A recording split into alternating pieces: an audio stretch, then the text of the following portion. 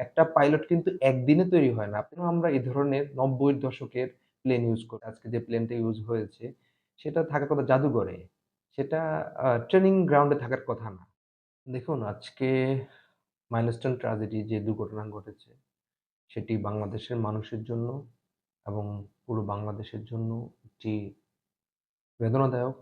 আমরা এই ঘটনা বাংলাদেশ রিপাবলিক পার্টির পক্ষ থেকে গভীর শোক জানাই এবং যারা নিহত হয়েছে তাদেরকে জান্নাতুল ফেরদাউসে আল্লাহ তাআলা বাসিন্দা হিসেবে কবুল করে নেয় এবং যারা আহত হয়েছে তাদের জন্য আমরা সবাই দোয়া প্রার্থনা কামনা করি। আল্লাহ তাআলা তাদেরকে দ্রুত সুস্থতা কামনা করুক। বাংলাদেশ রিপাবলিক পার্টির পক্ষ থেকে একটি মেডিকেল টিম পাঠানো হয়েছে অলরেডি। তারা বিভিন্ন জায়গায় কাজ করে যাচ্ছে। ব্লাড ডোনেশন থেকে শুরু করে রক্ত সংগ্রহ এবং রেস্কিউ মিশনে তারা যতটুকু পেরেছে ক্রাউড কন্ট্রোলিং এ তারা সহায়তা করেছে। আর আপনি যে ২য় যে প্রশ্নটি করেছেন যে, এই ধরনের দুর্ঘটনা কি শুধু নিছকই আ ওল্ড মডেলের প্লেন ইউজ করার কারণে কিনা? দেখুন, আপনি যথার্থই বলেছেন যে, বাংলাদেশে এখন যে প্লেনগুলো আ ট্রেনিং পারপাস এ আজকে যে প্লেনটা ইউজ হয়েছে, সেটা থাকার কথা জাদুঘরে। সেটা ট্রেনিং গ্রাউন্ড এ থাকার কথা না।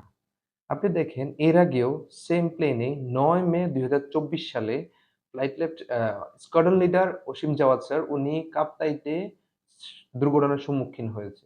আজকেও সেম ফ্লাইট লেফটেন্যান্ট তৌকির উনি আমাদের কোর্সমেট।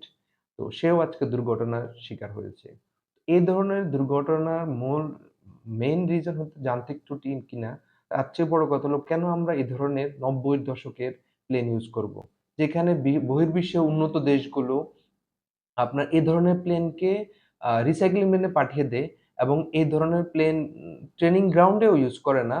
রাদার রিসাইক্লিং বিনে ইউজ করা হয়। সেই ধরনের প্লেন দিয়ে আজকে আমরা আমাদের আ পাইলটদের চৌকস পাইলটদেরকে প্রশিক্ষণের জন্য পাঠিয়ে দিই। একটা পাইলট কিন্তু একদিনে তৈরি হয় না। আপনি জানেন একটা পাইলটের পিছনে রাষ্ট্রের জনগণের ট্যাক্সের টাকার কোটি, কোটি টাকা ব্যয় হয় একেকটা প্রতিরক্ষা সরঞ্জাম কিনতে।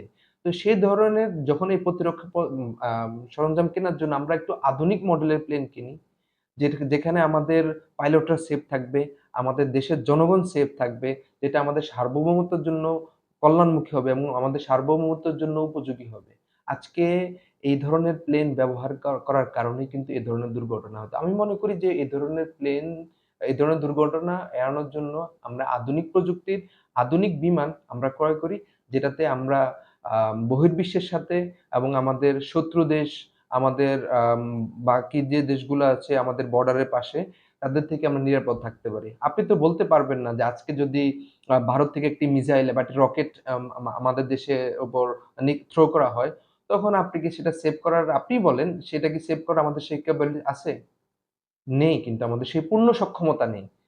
তো আমরা মনে করি যে আমাদের প্রতিরক্ষা বাজেটে আরো বেশি পরিমাণে উন্নয়ন করা উচিত এবং প্রতিরক্ষা বাজেট বৃদ্ধিকরণে এটি আসলে প্রতিরক্ষা বাজেট বৃদ্ধি করা মানে আমার জনগণের, আমার দেশের জনগণের সুরক্ষা নিশ্চিত করা বলে আমি মনে করি। ধন্যবাদ।